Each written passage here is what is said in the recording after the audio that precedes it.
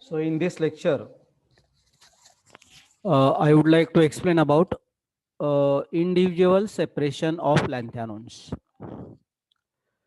There are many methods has been suggested for the separation of the lanthanones, but the two modern methods which are based on the basicity differences of lanthanides are the two methods are the modern methods, and that methods can be used for the separation of the lanthanones.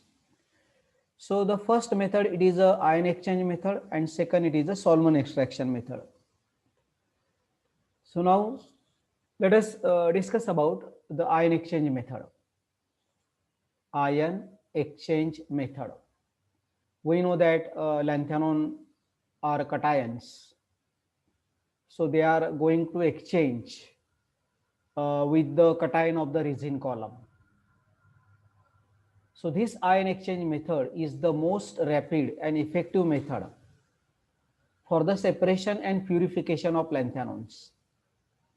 It is the most rapid and effective method for the separation and purification of lanthanones. This method is based on ion exchange chromatography. This method, it is based on ion exchange chromatography. So let us see how the process will be takes place in ion exchange method. So you can see this is the diagram belongs to separation of lanthanides by ion exchange method. Now this is the resin column here. You can see this is the resin column. We require cation exchange resin column here. We require cation exchange resin column. Okay. Cation exchange. Lanthanone ions are cation, so they are going to exchange. So this cation exchange resin column, it is a solid phase or stationary phase. In chromatography, we are using the two phases, stationary phase and mobile phase, in any type of the chromatography. Okay, this is adsorption chromatography.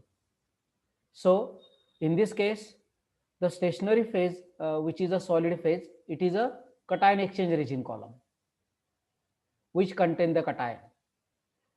And the mobile phase, it is a liquid here.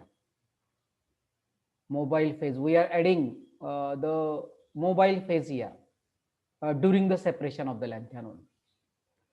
First, we have to prepare the resin column. Okay, so this is a particular type of the burette where we can take the cation exchange resin column here. Okay, we can take the cation exchange resin column here. So you can see this positive, it is shown here. This is a cation exchange resin column, or it is represented as HR solid. Okay, HR solid. Hydrogen ions are attached to this resin column. Okay. Now, once we prepare the column, the most important thing in the ion exchange method is that we have to prepare the cation exchange resin column. There should be no any gap in the resin column. Okay, it should be continuous. And later on, once the column has been prepared, then we should have to add the solution of the lanthanones, aqueous solution of the lanthanone in the resin column, or acidic solution of the lanthanone in the resin column. So what happens here? The lanthanone ions get attached to the resin column because it is a adsorption chromatography. So in adsorption chromatography, the cations get adsorbed onto the resin column, get adsorbed onto the solid resin. This is a solid resin. And when we are adding this solution here in the resin column, the lanthanone ions are get attached to the resin column. Okay. One by one, they are going to be attached with the resin column. Let us show that process. So lanthanide ions get attached to the resin column. So ion exchange process is takes place here. Ion exchange process is takes place here, and equilibria has been established. So let us show this process. The lanthanide ions get attached to the resin column. Okay, and hydrogen ions now free from the resin. So when we are adding the equimolar solution of lanthanide ions in the resin column, the lanthanide ions get attached to the resin column one by one, and the lanthanide ions are separated from each other. The lanthanide ions are separated from each other. Once again, I would like to tell how the process has been takes place. First of all, we have to prepare the resin column. Okay. Once the resin column is ready for the separation, then we have to add the solution of the lanthanide ion in the resin column. We have to pour the solution of the lanthanide ion in the resin column. Okay, aqueous solution of the lanthanide ion in the resin column. So due to the addition of the aqueous solution or acidic solution of the lanthanide ion in the resin column, the lanthanide ions get exchanged with the resin. One by one, not simultaneously. One by one, they are going to exchange with the resin. And the lanthanide ions are binds with the resin column. So they are going supposed to be in the stationary phase. And hydrogen ions are free here. Now they are going into the mobile phase. Initially, hydrogen ions are attached to the resin column because it is a cation exchange resin column. Hydrogen ion is a cation. So there is an exchange between lanthanide ions and hydrogen ions is takes place. Okay, and this exchange process it is takes place when we are adding the solution of the lanthanide ions in the resin column. So one by one, the lanthanide ions get exchanged with the resin column. Now the question is that which one lanthanide ion is exchanged first? So what is the principle involved in the separation of the lanthanide? So let us see. There are three principles mainly included here. First of all, the rate of the ion exchange is directly proportional to the concentration of the ions in the solution. Second, the rate of the ion exchange is directly proportional to the charge on the ions in the solution. And third, the rate of the ion exchange is inversely proportional to the size of the hydrated ion. So in this case, the first two principles are same for all the lanthanide ions. From this, we cannot differentiate in the rate of the ion exchange. We cannot differ the rate of the ion exchange. Okay, so rate of the ion exchange is directly proportional to the concentration of the lanthanide ions. We know that all the lanthanide ions are having the equimolar concentration. Equimolar concentration because they are present into the same solution. So they are having the equimolar concentration. Means their concentration it is same, equimolar concentration. Okay, then the rate of the ion exchange is directly proportional to the charge on the ion, second principle. But as we know, all the lanthanide ions are having the tripositive oxidation state, so their charge will be same. So rate of the ion exchange is same for all the lanthanide ions. Okay, these two principles are same for all the lanthanide ions. Now this is now third principle. Rate of the ion exchange is inversely proportional to the size of the hydrated ion. Size of the hydrated ion. So with the help of this principle, we can explain which one lanthanide ion is exchanged first with the resin column. Okay, so let us write down this principle now. So rate of the ion exchange, rate of ion exchange is inversely proportional. Rate of the ion exchange is inversely proportional to the size of the hydrated ion, size of hydrated ion.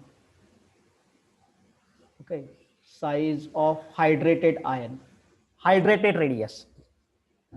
Okay, it means that those lanthanum ions who are having smaller hydrated radius, the rate of the ion exchange will be greater. Those lanthanum ions who are having smaller or smallest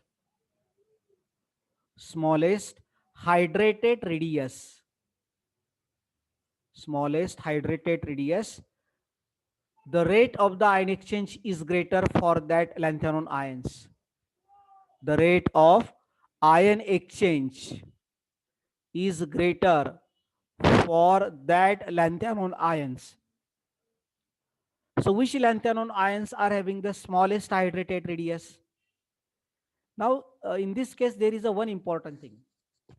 Hydration is inversely proportional to the ionic size.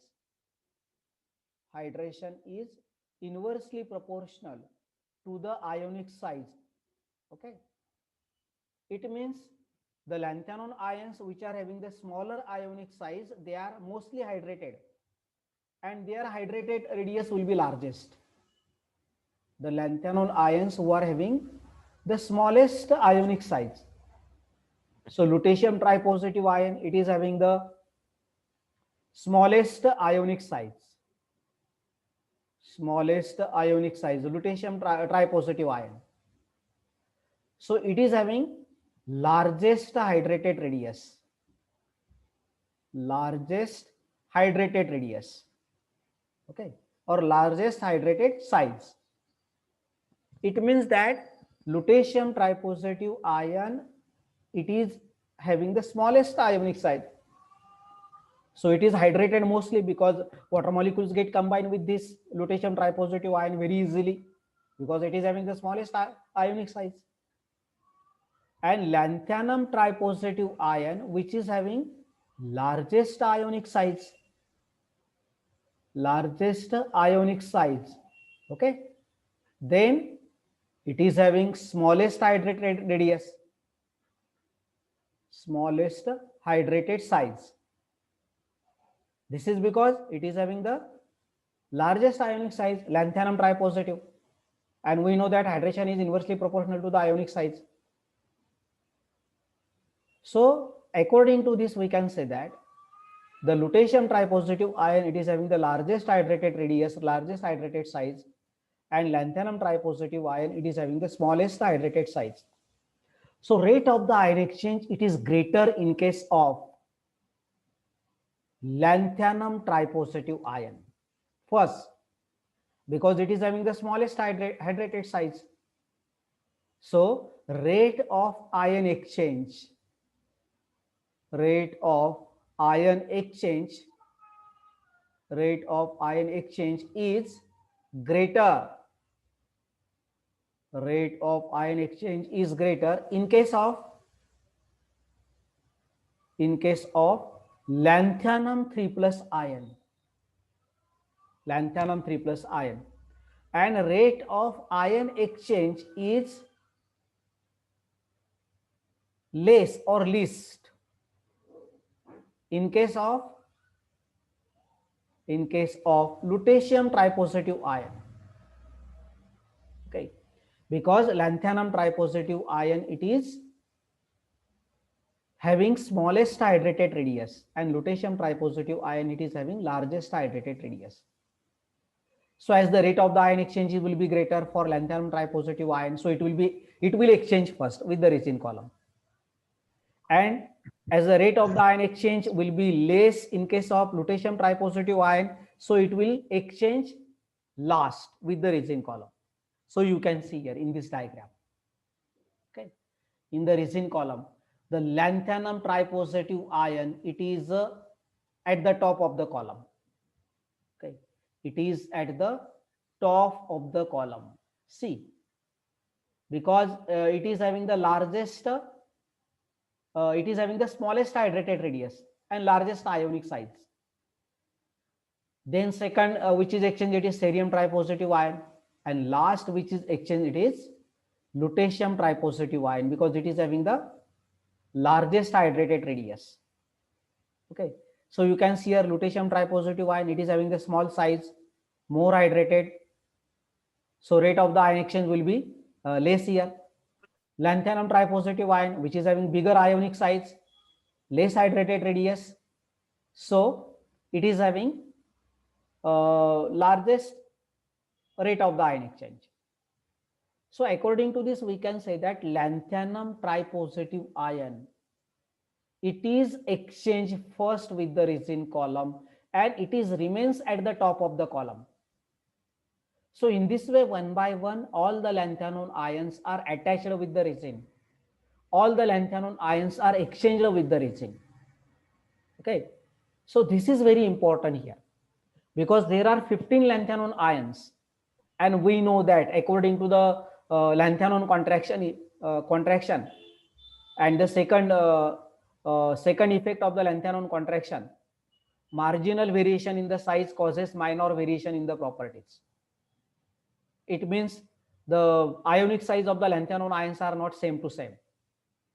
So lanthanum tripositive ion, it is having the largest ionic size and smallest hydrated radius, so it is going to be exchanged first with the resin column.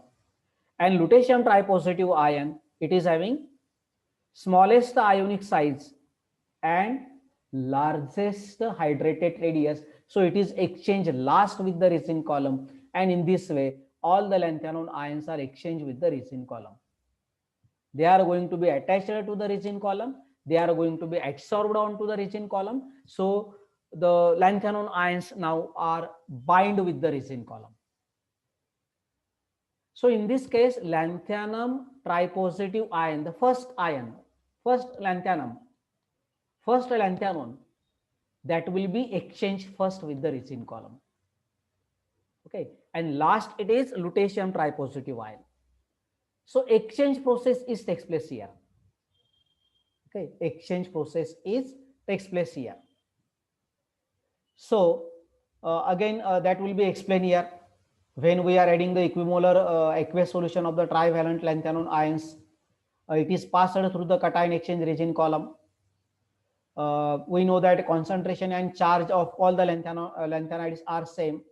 So rate of the ion exchange is depends upon the size of the hydrated lanthanum ions in aqueous solution. So the lutetium tripositive ion, it is the largest, having the largest hydrated radius, so it will be exchanged last. And lanthanum tripositive ion, it is having the smallest hydrated radius, so it will be exchanged first, and it is bound to the resin more firmly, more strongly, while the hydrated lutetium tripositive ion, being the largest, is exchanged last, and it is less firmly held by the resin. So in this way, one by one, all the lanthanum ions get adsorbed on the resin column in the form of the band. Their individual bands supposed to be created in the resin column. Okay, their individual bands are supposed to be created with the resin column. Now you can see this diagram here. Okay, 1 minute. See this. So this is the first step. Okay, already we have explained this. When we are the equimolar concentration of the lanthanum ion in the resin column, so exchange process will be takes place here, and lanthanum ions get attached with the resin column. So this is the first step that has been already explained by us, and hydrogen ions are free. Okay, now we want to separate the lanthanum from each other. We want to collect the eluent of the lanthanum ions. We want to collect the fraction of the lanthanum ions. Now they are going to be attached to the resin column in this step. But how they can release now from the resin column? So the adsorbed lanthanum ions are then released from the resin and separated by a process called elution process. Because we want to collect the 15 lanthanum ions, we want to separate them. We want to collect the 15 lanthanum ions. Okay, so how they are now separated from each other? Okay, so the adsorbed lanthanum ions are released from the resin and separated by a process. It is called as a elution process. Next step, it is the elution process. Okay. So we have to add the eluting agent in this case. We have to add the eluting agent or eluting solution in the resin column. In the resin column. That is weak acidic solution. We have to add once again the acidic solution in the resin column. So releases will slowly release lanthanum tripositive first. And lastly, will release slowly first lutetium tripositive. Why lutetium? Because it is less firmly held with the resin column. You can see this lutetium tripositive ion, which is exchanged last. Once again, I would like to show in this diagram. Okay, see, lutetium tripositive ion, it is exchanged last year, and lanthanum tripositive ion, it is exchanged first with the resin column. So lutetium tripositive ion, it is less firmly held with the resin column, and lanthanum tripositive ion, it is strongly held with the resin column, because rate of the ion exchange will be greater here in case of the lanthanum tripositive ion, and rate of the ion exchange, it is minimum here in case of the lutetium tripositive ion. So in the first step, the lanthanum ions are attached to the resin column. The lanthanum ions are attached to the resin column. You can see we already show this. This is the first step. The lanthanum ions get bind with the resin column. So the lanthanum ion which is bind less firmly with the resin column. Now in the second step, by adding the eluent or acidic solution of suppose hydrochloric acid solution or sulfuric acid solution we are going to add here. What happens? The lanthanum ions are released from the resin. How they are released? The lanthanum ions which are less firmly held with the resin, they are released first. So lutetium tripositive ion is released first, then ytterbium, then thulium, and last it is lanthanum tripositive ion. So they are released first with the resin column. Okay, this is the second step which is takes place here.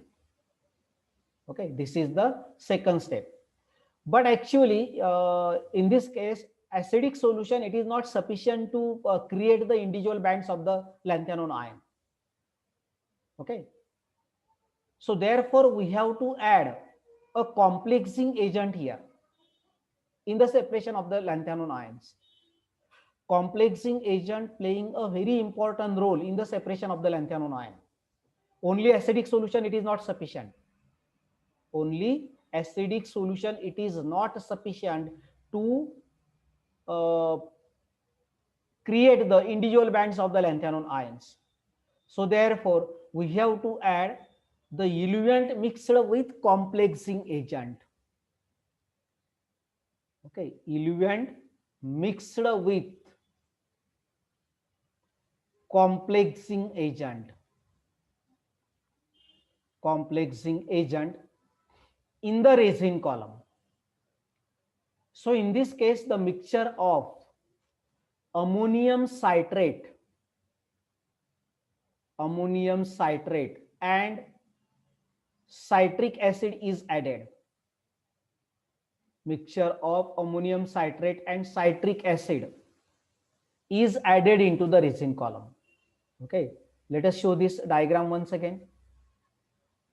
Okay. Mixture of ammonium citrate, citric acid, it is added into the resin column. Okay, so at the bottom, lutetium tripositive ion is there, and at the top, lanthanum tripositive ion is there. Okay, in the first step, and due to the addition of the acidic solution, proper separation of the lanthanum is not takes place. So therefore, we have to add the mixture of ammonium citrate and citric acid in the resin column. So due to the addition of this, individual bands of the lanthanones are created in the resin column. Individual separation of lanthanone ions,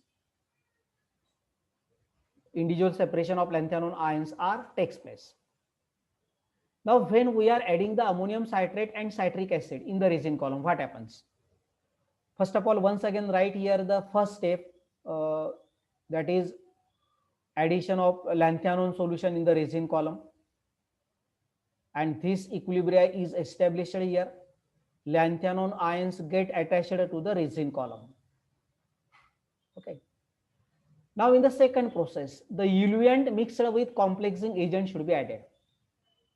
Only eluent is not sufficient. Eluent means which releases the lanthanone ion from the resin column, and we are collecting the fractions here of that particular lanthanone ion. We are collecting the fractions one by one. So when we are adding the eluent mixed with complexing agent, then it will create the individual bands in the resin column. Individual bands are formed here like this. Individual bands of the lanthanone ions are formed in the resin column, and one by one we can collect that fraction. Okay, and the fraction which is here at the bottom, it is belongs to the lutetium tripositive ion, and the fraction which is remains at the top, it is belongs to the lanthanum tripositive ion. But let us see what process is takes place here. So this is the first step. The lanthanone ions are attached to the resin column.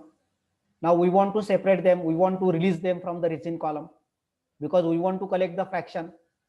That process, it is called as the elution process. Therefore, we are adding the mixture of ammonium citrate and citric acid. Citric acid, it is a complexing ligand. It is a bidentate ligand, citric acid. Oxygen is a donor atom there in the citric acid, I think. So when we are adding this mixture, ammonium citrate and citric acid, what happens? The ammonium ions which are present into the ammonium citrate,